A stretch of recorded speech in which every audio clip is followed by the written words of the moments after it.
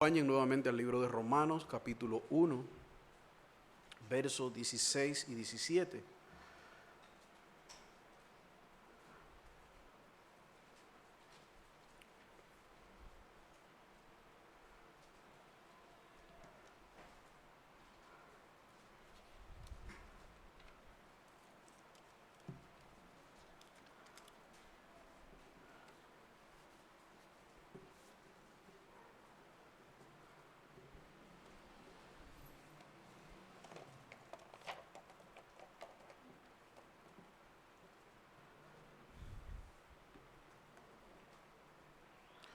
Romanos capítulo 1, versos 16 y 17, y luego vamos a estar orando. Nos dice la palabra del Señor: porque no me avergüenzo del Evangelio, porque es poder de Dios para salvación a todo aquel que cree, al judío primeramente, y también al griego, porque en el Evangelio la justicia de Dios se revela por fe y para fe, como está escrito: mas el justo por la fe vivirá. Amén. Señor, nosotros nos acercamos nuevamente a tu palabra y con temor y temblor en nuestros corazones te rogamos para que tú te plazcas en hablar a nuestros corazones y edificarlo en tu palabra. Guíanos, Señor, a toda obediencia evangélica al analizar este texto, y concede que sea de gran consuelo y estímulo para nosotros, como lo fue en aquellos días para los hermanos a los que Pablo le escribió en la ciudad de Roma. Bendícenos, Señor, y guíanos por amor de tu nombre. En Jesús. Amén. Como ustedes saben, hermanos, hemos estado estudiando este pasaje durante varias semanas, y le confieso que cuando llegaba al versículo 17, eran como tantas las maravillas que habían allí, que me daba trabajo tratar como de organizar las ideas en el orden que Pablo la plantea. Pero eso nos habla, hermano, de la maravilla, de la profundidad de la palabra de Dios y lo corto que nosotros nos quedamos. Así que cuando vemos este texto y comenzábamos esta miniserie que titulamos No me avergüenzo del Evangelio, y nosotros veíamos en el primer mensaje que la motivación de Pablo para escribirle a los hermanos que no debían avergonzarse del Evangelio, él le exponía su propia causa y su motivación principal era: hermano, nosotros no debemos sentirnos al menos de nadie al momento de predicar el Evangelio.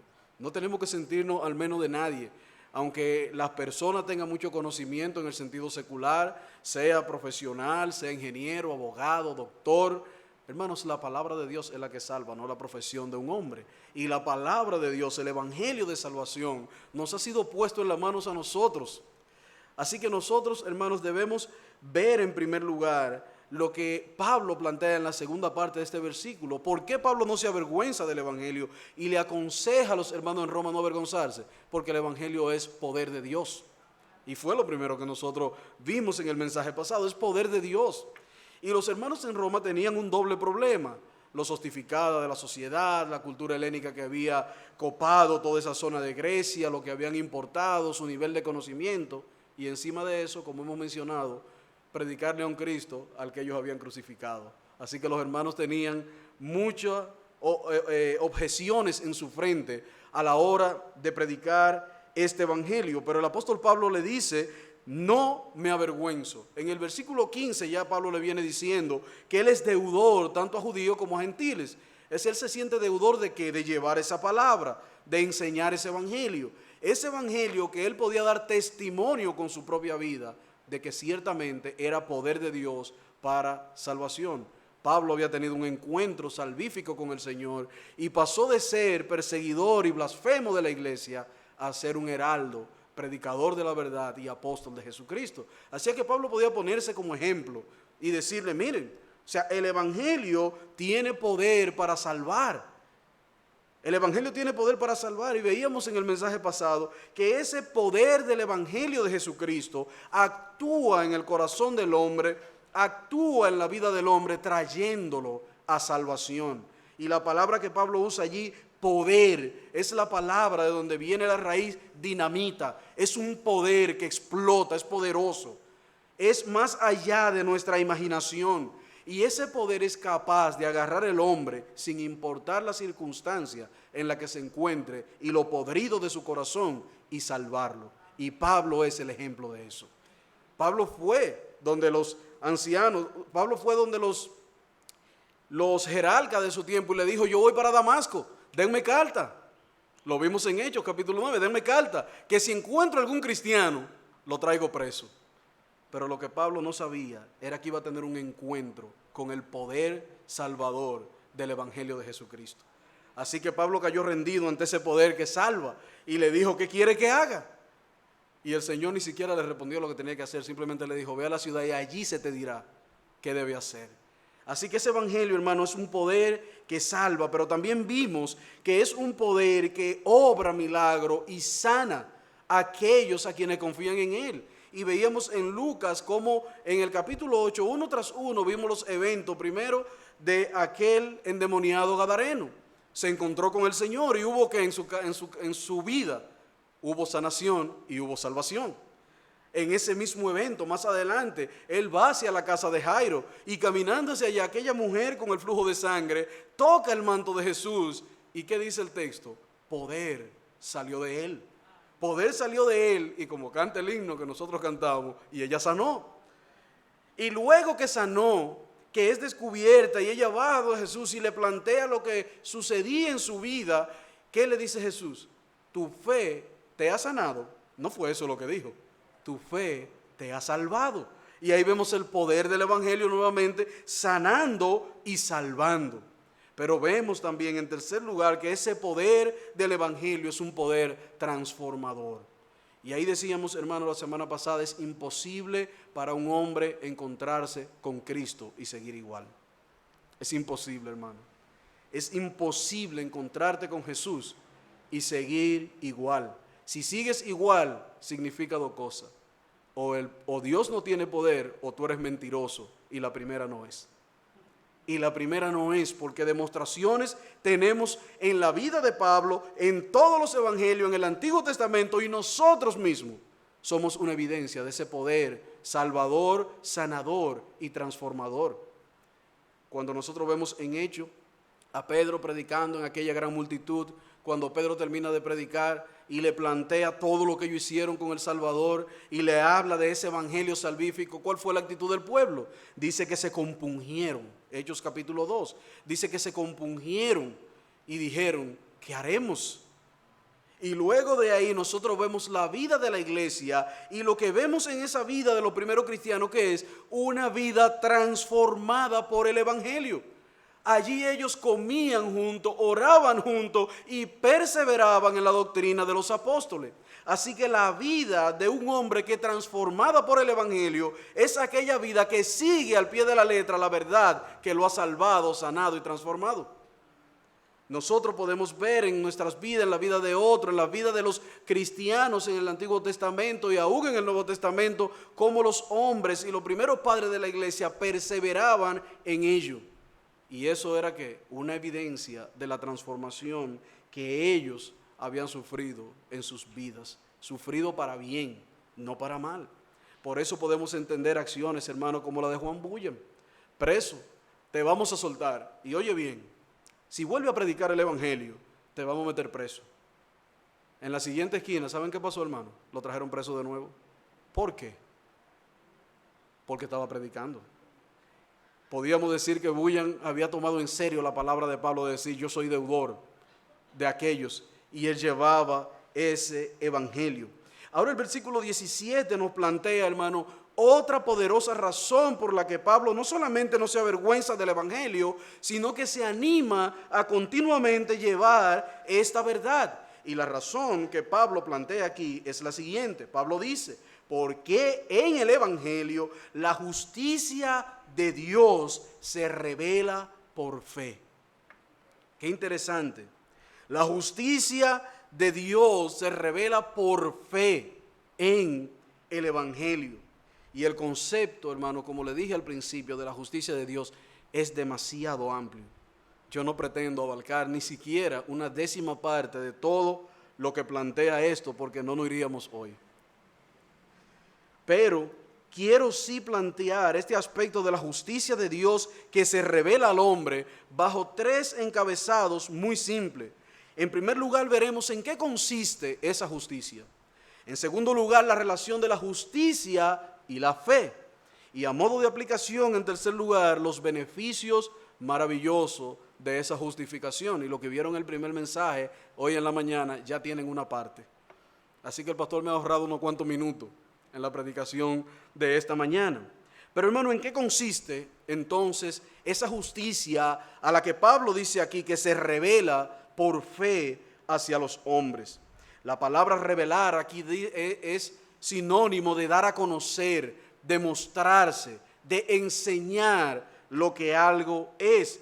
Y esto nos da la idea y confirma de que Dios había establecido un tiempo en el que Él mostraría al hombre su salvación. Si vamos al Antiguo Testamento, frecuentemente encontraremos palabras que apuntan hacia ese momento señalado por Dios en el cual la salvación había de ser revelada a los hombres en Cristo. En Isaías 46, capítulo 13, vamos allá, vemos un ejemplo del tiempo en el cual esa justicia habría de revelarse. Isaías 46, capítulo 12, leamos desde el 12. Dice: oídme, duros de corazón, y que estáis lejos de la justicia. Haré que se acerque mi justicia y no se alejará, y mi salvación no se detendrá, y pondré salvación en Sión y mi gloria en Israel. Desde Isaías se está apuntando al tiempo de la revelación de esta justicia. Isaías usa este término en más de una ocasión, hermanos. Si damos vuelta a nuestra página y vamos a Isaías 51, versículo 5, observen cómo en este texto, desde el 5 y hasta el 6, el profeta enfatiza nuevamente ese tiempo de la revelación de la justicia de Dios para salvación.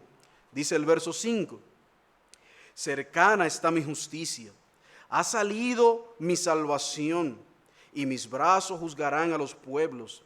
A mí me esperan los de la costa, y en mi brazo ponen su esperanza. Verso 6: alzad a los cielos vuestros ojos, y mirad bajo la tierra, porque los cielos serán deshechos como humo, y la tierra se envejecerá como ropa de vestir. Y de la misma manera perecerán sus moradores, pero mi salvación será para siempre, mi justicia no perecerá. Capítulo 53, versículo 11, en el contexto de la profecía de nuestro Señor, dice: verá el fruto de la aflicción de su alma y quedará satisfecho. Por su conocimiento justificará mi siervo justo a muchos y llevará las iniquidades de ellos. El Antiguo Testamento clama, evidencia que en el tiempo señalado por Dios, su justicia habría de manifestarse a los hombres para salvación. Habría de manifestarse para salvación. Esta justicia de Dios es la que Pablo anuncia en todo el libro de Romanos y que es el eje central de su libro. Es esa justicia que se revela por parte del Evangelio a aquellos pecadores. Pablo continuamente habla de esa justicia, no solamente en el libro de Romanos, sino que lo podemos ver en todo el capítulo 3 de Gálatas, y que veremos más adelante cómo Pablo enfatiza el tema de la justicia de Dios que obra para salvación en la vida de los hombres. Es decir, que la justicia de Dios se revela, mis amados hermanos, cuando el Evangelio se predica y la gente responde a ese mensaje por la fe. Cuando nosotros asumimos la responsabilidad de predicar y enseñar el Evangelio a los hombres, y ellos por medio de la fe abrazan esa verdad que hemos predicado, estamos viendo en acción la justicia de Dios revelándose a los hombres y trayéndole a salvación. Cuando nosotros predicamos el Evangelio, hermanos, hacemos visible, notable, le damos a la persona la oportunidad de conocer, de ver, de abrazar la justicia de Dios por la fe en Jesucristo.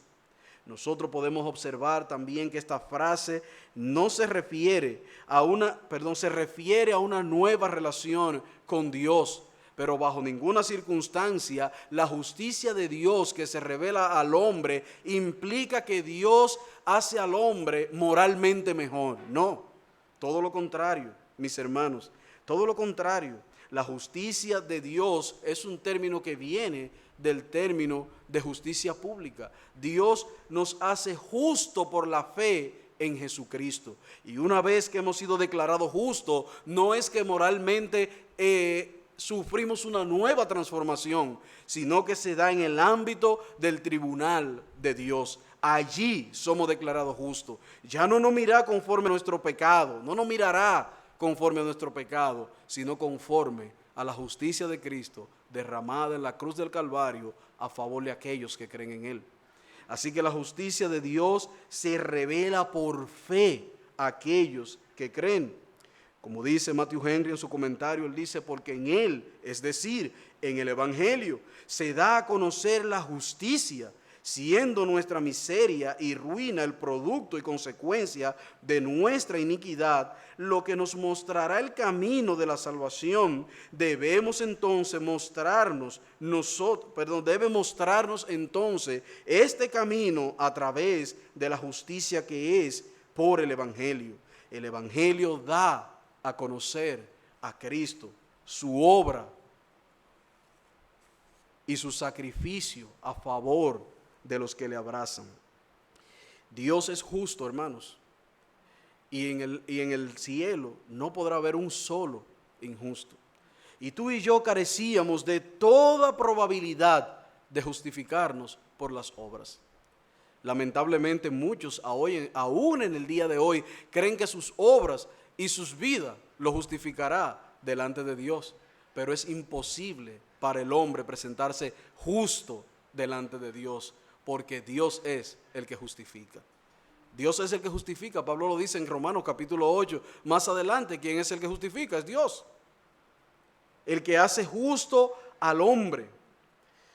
Así que cuando nosotros nos enfrentamos a esta justicia de Dios y nos es revelada por el Evangelio, nosotros experimentamos entonces el gozo de poder acercarnos a Dios con toda libertad y conciencia. Con toda libertad de conciencia, por cuanto no voy a Dios en mis méritos, sino en los méritos de aquel que murió para que Dios me pueda ver como un hombre justo. Y ese es nuestro Señor Jesucristo. La palabra utilizada en el original para justicia aquí es la palabra dikaio, y es de la raíz dikaion, de donde viene el término justificar o yo justifico. Y este término, hermanos, siempre implica el trato de Dios para con el hombre. Siempre implica el trato de Dios para con el hombre. Si Dios justifica a un pecador, entonces significa no que Él en sí mismo no tiene razones para que Dios aplique su justicia, todo lo contrario, sino que a pesar de nuestros pecados, Dios nos ve justo en Cristo Jesús. Nosotros estamos muertos en nuestros delitos y pecados. Cristo viene, nos salva, nos redime, nos imputa la justicia de Dios a nosotros, y entonces ya Dios no te ve como el culpable que merece el infierno, sino como aquel que cuando se pone los lentes de Cristo dice, como dice Isaías, por su conocimiento justificará mi siervo a muchos. Hermanos, ¿somos nosotros de esos muchos justificados por la gracia de Dios? Hermanos, esto significa que Dios trata al pecador como si nunca ha pecado. El pastor leía ahorita el texto, y no me acordaré más de tus pecados. No me acordaré más de tus pecados. Hermanos, eso es declararte justo. Es que el tribunal de Dios, cuando me llevaron y Satanás me acusó, ese es un mentiroso. Fue un mentiroso en toda su vida, es un pecador. ¿Qué dice Juan? Abogado tenemos para con Cristo, ¿verdad? El justo. Cuando él se pare y diga, sí, pero yo pagué en lugar de él. ¿Qué dirá el padre? El padre no dirá, Argeli fue un buen hombre en toda la tierra. Sí, ciertamente me sirvió durante muchos años. Vamos a justificar. Está declarado inocente. No. ¿Qué dirá? Sí, todo lo que tú has dicho de él es verdad. Pero mi hijo pagó en su lugar. Por tanto, venid bendito de mi Padre. Eso es lo que recibiremos, hermanos, en el cielo. Venid bendito de mi Padre. De modo, mis hermanos, que Pablo tiene un fuerte argumento para no avergonzarse del Evangelio. Ese Evangelio es poder de Dios para todo aquel que cree. Y ese Evangelio, la justicia de Dios, se revela. O sea, es un acto judicial de Dios en el cual Él te declara a ti, mi hermano, en el cual me declara a mí sobre la base de la justicia de Cristo, libre por toda la eternidad. Libre. Ya no habrá condenación para los que creen en Cristo Jesús. ¿Qué es lo que las Escrituras garantizan? Vida eterna. Por eso Pablo termina diciendo, el justo por la fe vivirá. Y ese vivirá no es un vivirá únicamente en este tiempo presente, sino vivirá por toda la eternidad. Por toda la eternidad. Y mis hermanos, cuando nosotros nos encontramos ante esa realidad, ¿qué podemos hacer? Levantar nuestras manos y decir, Señor, gracias. Porque no éramos merecedores de todo ello. No éramos merecedores de tanto para con nosotros. Pero Dios mostró su amor para con nosotros, en que aún siendo pecadores, Cristo murió por nosotros y así declararnos justos delante del Padre. Esta justicia de Dios tiene al menos 3 características, hermanos, que son importantes. En primer lugar, esta justicia remueve la culpa del pecado y restaura al pecador a los derechos filiales que veíamos esta mañana en su estado como hijo de Dios. También esta justificación tiene lugar fuera del pecador, es en el tribunal de Dios. Y esta justicia tiene lugar una sola vez y para siempre. No podemos confundir la justicia o la justificación que viene de Dios con la santificación o la regeneración. La justicia se da una sola vez, cuando creímos en Cristo como nuestro Señor y Salvador. A partir de ese momento, nosotros somos declarados ante el tribunal del Padre como justos. Por eso es que Pablo se atreve a decir, el justo por la fe vivirá. Aquellos que han sido declarados justos por el Padre, inocentes por el Padre, a través de sus hijos, ellos son conocidos como los justos. Y esa justicia, hermanos, se aplica a nosotros una sola vez. No vamos a ser llevados continuamente al tribunal de Dios para que Dios nos declare justo una vez, 2 veces, 3 veces. No, una sola vez y para siempre. Ahora, la santificación y la regeneración son actos en nuestra vida que continuamente nosotros vamos creciendo. Cada día crecemos en santidad y debemos crecer hacia esa santidad. Pero entonces, ¿cómo es posible? ¿Cuál es la relación, en segundo lugar, que tiene la justicia y la fe? Observen bien cómo dice el texto. En el Evangelio la justicia de Dios se revela por fe y para fe. Pablo declara que esa justicia se revela al hombre, se declara al hombre, se le muestra al hombre únicamente por la fe. Únicamente por la fe. Por eso él toma el texto de Habacuc y dice entonces, como es únicamente por la fe, y así ha sido desde el Antiguo Testamento, y lo continúa haciendo en el día de hoy, entonces Pablo toma la frase del profeta Habacuc y dice, como escrito está. No es una palabra nueva de Pablo. Desde el Antiguo Testamento se ve la relación entre la justicia y la fe. Por eso Habacuc decía que el justo por la fe vivirá.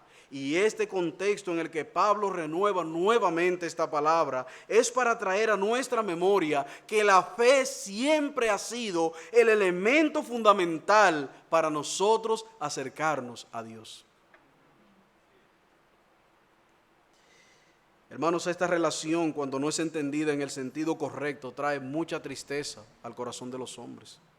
Y el hombre trata de acercarse por méritos propios a Jesús. El hombre busca medio para acercarse, busca a otros hombres, pero ¿para qué? ¿Qué es lo que te separa de Jesús? ¿Sabe lo que te separa de Jesús? La fe.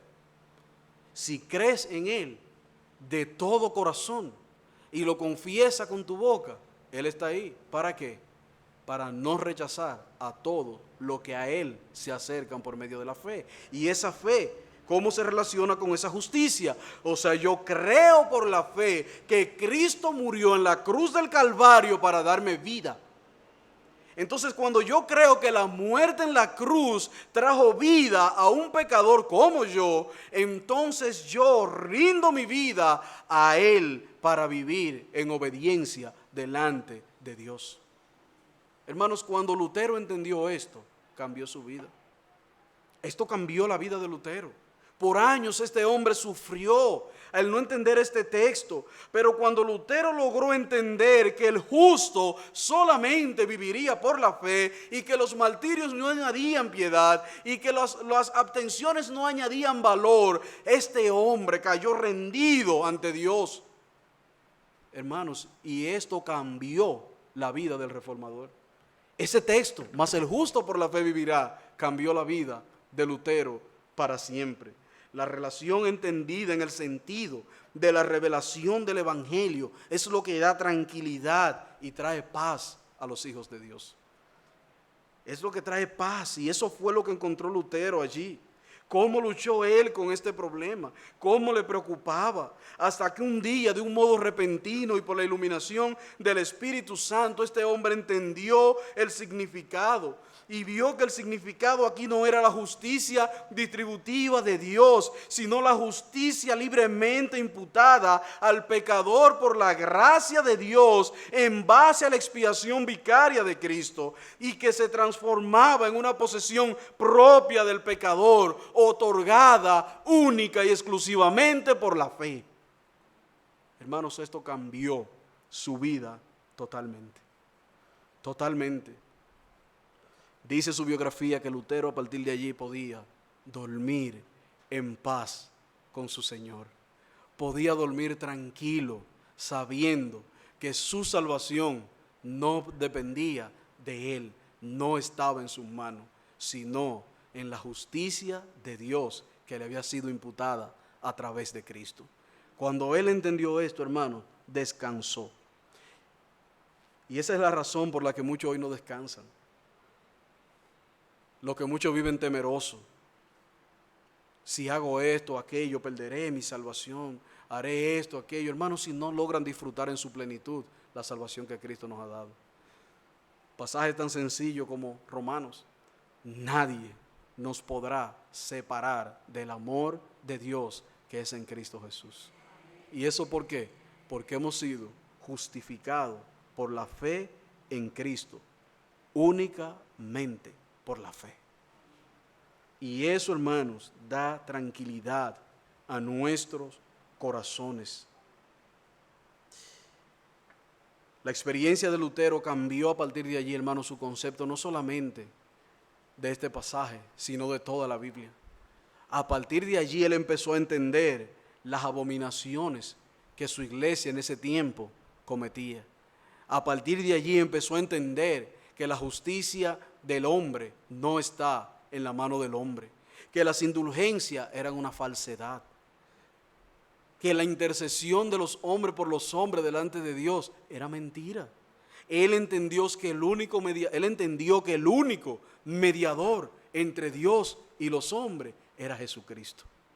Ya no necesitaba a partir de allí Lutero del sacerdote. Hermanos, y eso lo llevó a clavar las 95 tesis y a iniciar la época dorada de la Reforma, por la cual damos gloria a Dios que este hombre la comenzó. Y qué bueno que hombres como Calvinos también siguieron defendiendo esa doctrina de la justificación junto con Lutero.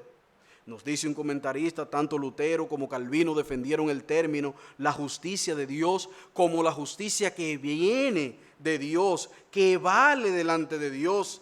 Y decía Calvino, y no cabe duda de que en efecto este es el tipo de justicia que el hombre necesita. El tipo de justicia que el hombre necesita, la que viene de Dios y es a través de la fe. Y que es a través de la fe. Hebreos capítulo 11, versículo 6 nos dice, pero sin fe es imposible agradar a Dios, porque es necesario que el que se acerca a Dios crea que le hay y que es galardonador de lo que le buscan. Y el texto de Filipenses, Pablo nos deja una idea mucho más clara todavía. Filipenses capítulo 3, versículo 8. Vayan allá conmigo.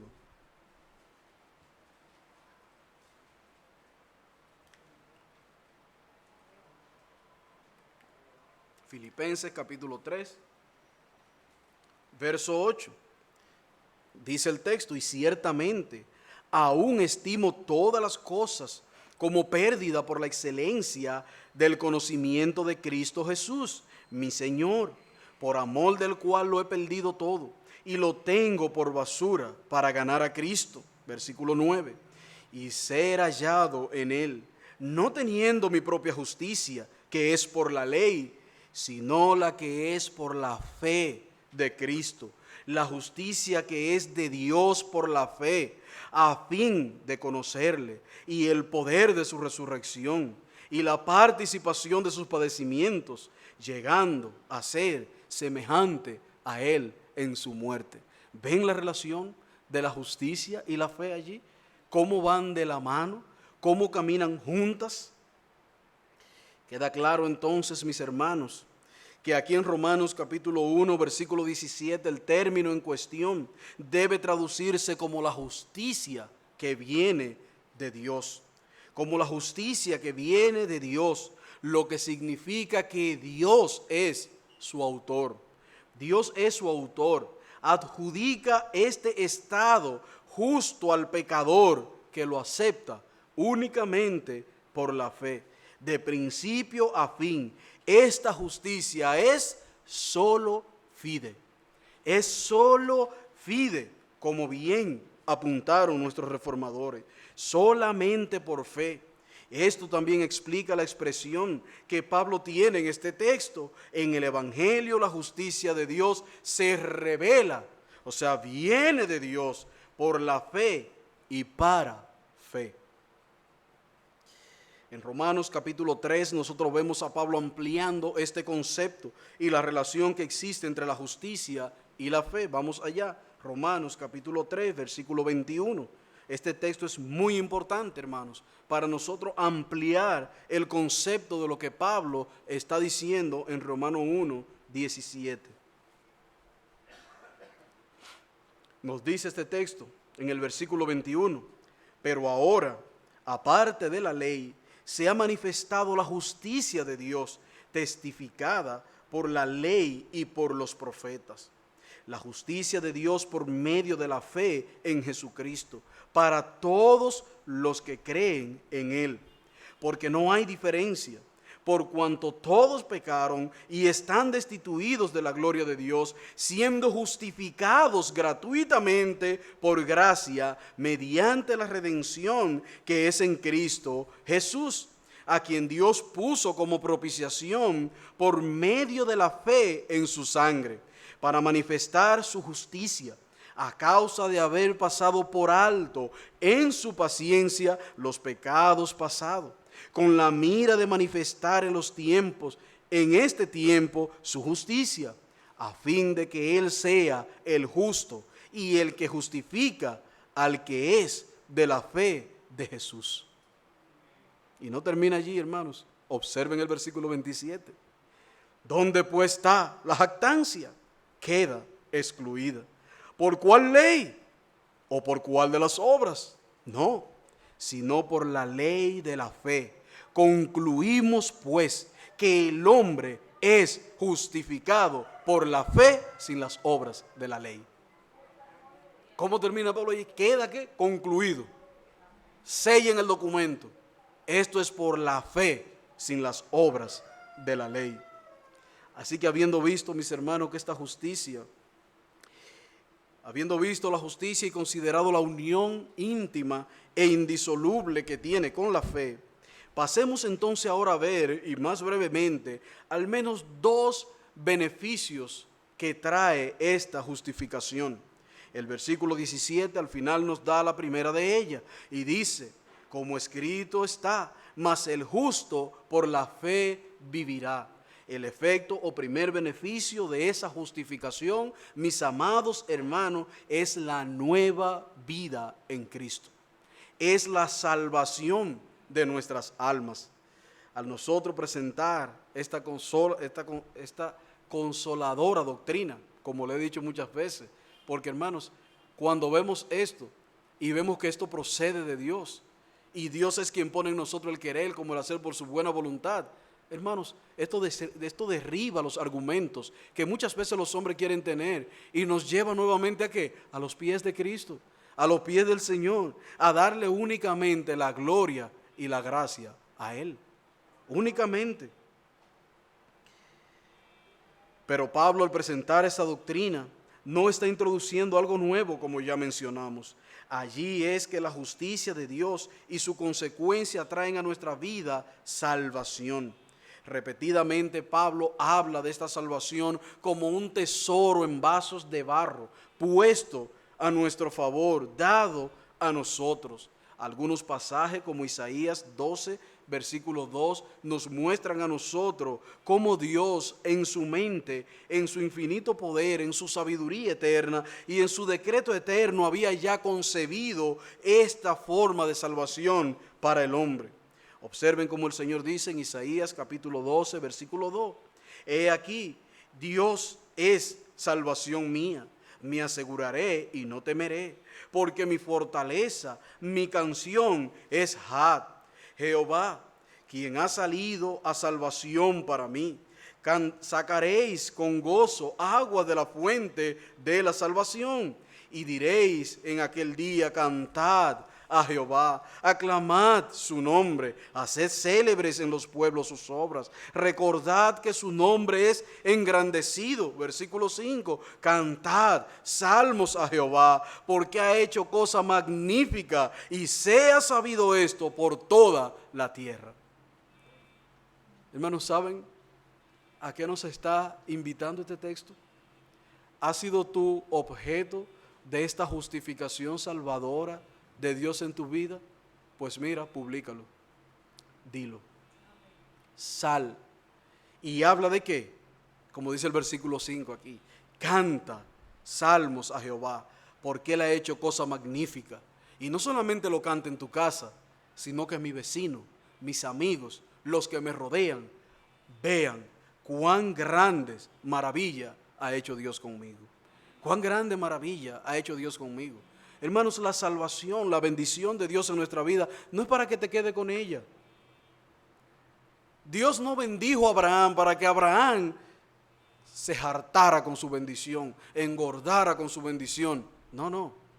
Dios le dijo, te bendeciré. ¿Y qué más le dijo? Y en ti serán benditas todas las naciones. Cuando Dios nos bendice, cuando Dios nos salva, cuando Dios muestra su salvación y maravillas para con nosotros, ¿sabe para qué es, hermano? Para que nosotros nos convirtamos a partir de allí en un reflejo de su gracia y le digamos a otro con nuestra vida, con nuestro ejemplo y con nuestras palabras cuán grandes maravillas Dios ha hecho con nosotros.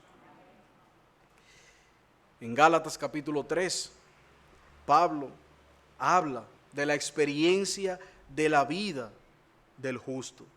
Y él dice, porque todo lo que dependen de las obras, versículo 10, porque todos los que dependen de las obras de la ley están bajo maldición, pues escrito está, maldito todo aquel que no permaneciere en las cosas escritas en el libro de la ley para hacerla. Verso 11, y que por la ley ninguno se justificará para con Dios es evidente, porque el justo por la fe vivirá. La ley no es de fe, sino que dice, el que hiciere estas cosas vivirá por ella. Verso 13, Cristo nos redimió de la maldición de la ley, hecho por nosotros bendición, porque escrito está, maldito todo el que es colgado de un madero, para que en Cristo Jesús la bendición de Abraham alcanzase a los gentiles, a fin de que por la fe recibieran la promesa del Espíritu. Hermano, todavía nosotros seguimos siendo bendecidos. ¿Por quién? Por Abraham. Por Abraham. Definitivamente, hermano, que otro de los grandes beneficios que vemos en las Escrituras y que se desprenden directamente de la justicia de Dios es la paz que experimenta aquellos que han sido salvos por Dios. Romanos capítulo 5, versículo 1 nos dice: justificados pues por la fe, ¿qué tiene el hombre? Paz para con Dios. Paz para con Dios por medio de nuestro Señor Jesucristo, por quien también tenemos entrada a la fe, por la fe a esta gracia. Y observen lo interesante del final de este texto, hermanos, en la cual estamos firmes y nos gloriamos en la esperanza de la gloria de Dios. No solamente, hermanos, esa justicia nos lleva a estar en paz con Dios, sino que se desprende de este texto dos beneficios más. Hermanos, nos ayuda a estar firme en la fe que es en Cristo Jesús, Señor nuestro. Pero más, y nos ayuda ¿a qué? A gloriarnos en la esperanza de la gloria que es en Dios. Hermanos, qué consolador es esta afirmación del apóstol aquí. Qué bueno es saber que nosotros hoy podemos disfrutar de paz con Dios. Y el contexto de esa paz, hermanos, es que nosotros estábamos como enemistados con Dios. Efesios dice que éramos hijos de ira, lo mismo que los demás. Éramos enemigos de Dios, estábamos lejos de esta gracia. Pero cuando fuimos justificados por el Evangelio de Jesucristo, pasamos de ser enemigos a ser tratados como ¿quién? El pastor lo dijo esta mañana, como hijos. Y cuando listamos todos los privilegios que en los últimos 2 sermones el pastor ha predicado del texto de Mateo, decimos, ¿cómo? De verdad. Todos esos privilegios luego de ser enemigos. Sí, eso es posible por la fe en Cristo y la justificación que es en Él. Eso es posible. No obstante, hermanos, Pablo es consciente de la lucha que libramos cada día para permanecer en la fe. Pero este texto nos enseña, este texto último de Romanos 5 nos enseña que en su gracia nosotros hemos de permanecer firmes por su gracia. Podemos gloriarnos ¿en qué? En conocerle y entenderle que Él es Jehová de los ejércitos. Así que finalmente, hermanos, abramos bien nuestros ojos. Abramos bien nuestros ojos.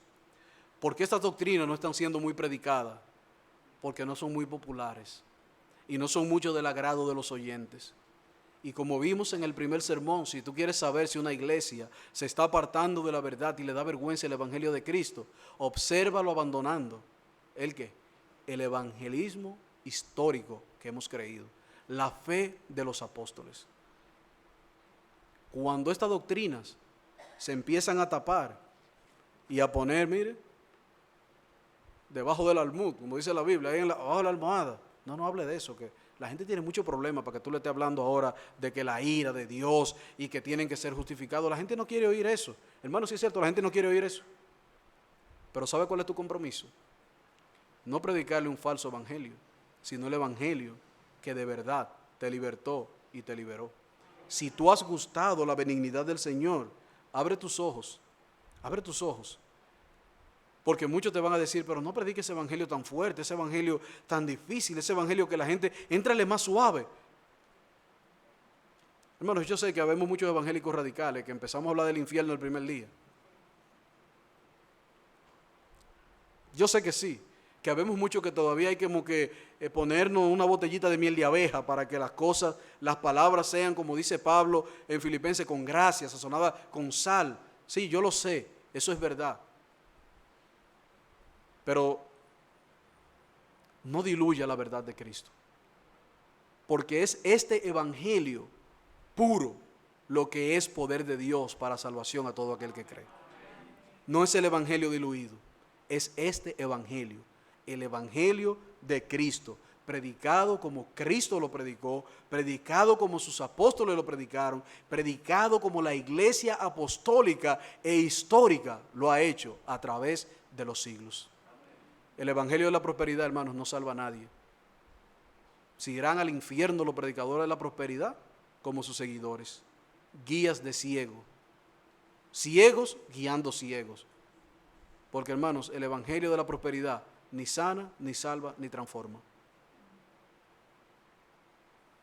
Pero el evangelio de Cristo, este evangelio presentado por Pablo aquí, del cual él dice, no me avergüenzo, porque es poder de Dios para salvación a todo aquel que cree. Y en ese evangelio la justicia de Dios se revela por fe y para fe, como escrito está, el justo por la fe vivirá.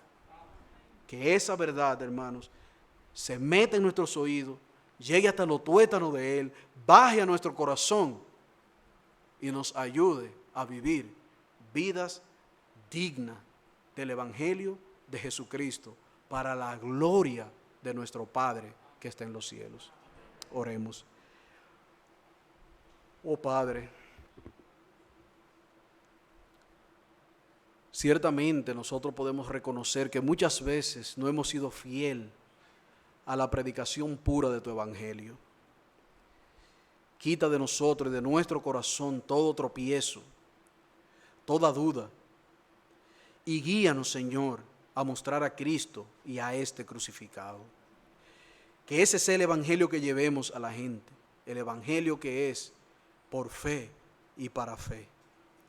Que ayudemos a las personas a ver que en Cristo Jesús hay salvación y vida eterna, y que su evangelio es poderoso para cambiar la peor de las circunstancias, para perdonar el peor de los pecados, para justificarte delante de Dios y presentarte en aquel día con gran alegría, como es digno de aquellos que gustan la benignidad del Señor.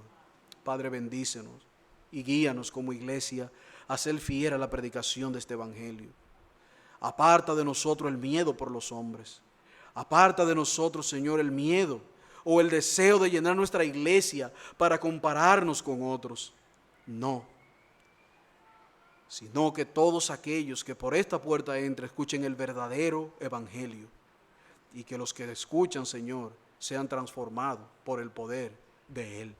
Que seamos hallados santos en esto, que seamos hallados fieles en esto, porque solo el evangelio verdadero tiene poder para salvación. Te lo pedimos en el nombre de Jesús. Amén. Amén.